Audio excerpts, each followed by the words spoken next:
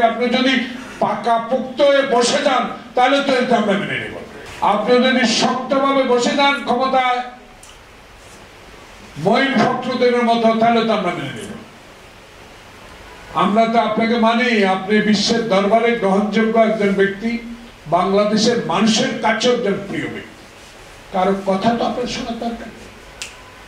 আপনার অ্যাডভাইজাররা আছে, তাদেরকে উপদেশ নেন, কিন্তু এমন কিছু অ্যাডভাইজার আছে যারা আপনাকে এমন উপদেশ দিবে যারা আওয়ামী লীগের আমলে আমাদের বিনা কারণে মামলা দিছে, বিনা কারণে জেলে রেখেছে, যারা বাংলাদেশের সাংবিধানিক প্রতিষ্ঠান ধ্বংস করেছে, যারা পুলিশকে পেটুয়া বাহিনী বানিয়েছে, যারা বিজেপিকে ঘরের চাকরের মতো ব্যবহার করার চেষ্টা করেছে, যারা সেনাবাহিনীকেও ধ্বংস করার চেষ্টা করেছে, যারা বিচার বিভাগকে ধ্বংস করে দিয়েছে, যারা বিচারক নিয়োগ করেছে দলীয়ভাবে, তাদের কথা রক্ষার জন্য তাদের আপনার আশেপাশে তারাই বসে আছে, তাদেরকে তো এখনো সরাতে পারে। বিএনপি তো মির্জা ফখরুল,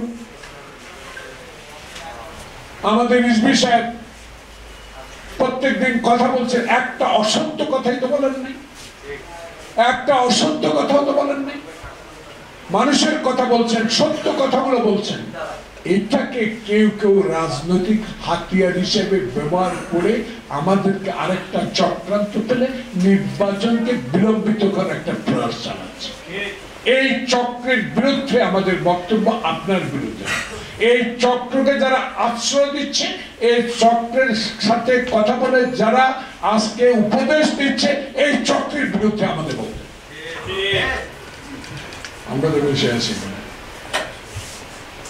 আমরা সমুদ্রের ঢেউর আওয়াজ দেখেছি, আমরা হাসিনার রক্তচক্ষু দেখেছি, আমরা এরশাদের অত্যাচার দেখেছি, বেগম জিয়াকে এরশাদের আমাদের গাড়িতে তুলে নেওয়া দৃশ্য দেখেছি, আমরা শহীদ জিয়ার স্বাধীনতার ঘোষণাও দেখেছি, আমরা শহীদ জিয়াকে অস্ত্র হাতে যুদ্ধ করে সেক্টর কমান্ডার হিসেবে দায়িত্ব পালন করাও দেখেছি। অর্থাৎ আমাদেরকে ষড়যন্ত্রের মধ্যে ফেলে দিয়ে জনগণ থেকে বিচ্ছিন্ন করবেন, ইনশাল্লাহ সেটা পারবেন। কারণ 16 বছরে আমি অন্তত 9.5 বছর জেল কেটেছি। অতএব একজন লোকে বলতে পারবেন একটা বিএনপি সাচ্চাক কর্মী আওয়ামী লীগে যোগ দিয়েছে? অতএব আমাদেরকে উস্কায়া দেয়া, আমাদেরকে দেয়া বিভিন্ন কথা বলে আমাদের দলকে নিরাশ করবেন, সেটা পারেন। কারণ আমাদের নেতা শক্ত হাতে সহ্য করে 10,000 কিলোমিটার দূরে থেকে যে নেতৃত্ব দিয়েছে, আর এই অগাস্ট থেকে যে মে মাস পর্যন্ত কথা বলে মাসগুলোতে যে নির্দেশ দিচ্ছে দলের প্রতি, যে ভালো ভালো কথাগুলো বলছে দেশ ও জাতির জন্য, সারা বিশ্বের কাছে গ্রহণযোগ্য হয়ে গেছে। আমাদেরকে অবহেলা না করে তুচ্ছ তাচ্ছল্য করে কথা ভাবাটাই উচিত। এখন নতুন করে শুরু হয়েছে করিডোর। আরে বাবা, আসল কাজের লগে দেখা নাই করিডোর, নির্বাচনের লগে দেখা নাই করিডোর, বিচার বিভাগকে স্বাধীন করার দিকে খেয়াল নাই করিডোর। ভারতের দাদারা সালাউদ্দিনকে বর্ডারে পার করে ফেলে দিয়ে আসে, গ্রেফতার করে কত বছর ছিল?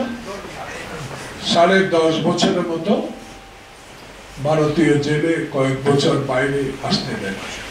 আর আগস্টের 5 তারিখ পর আমরা শুনতে পাচ্ছি 47,000-এর মতো এই আওয়ামী গুন্ডা বদমাইশ লুটেরাদেরকে আধার কার্ড দিয়ে ভারতে রাখার ব্যবস্থা করছে।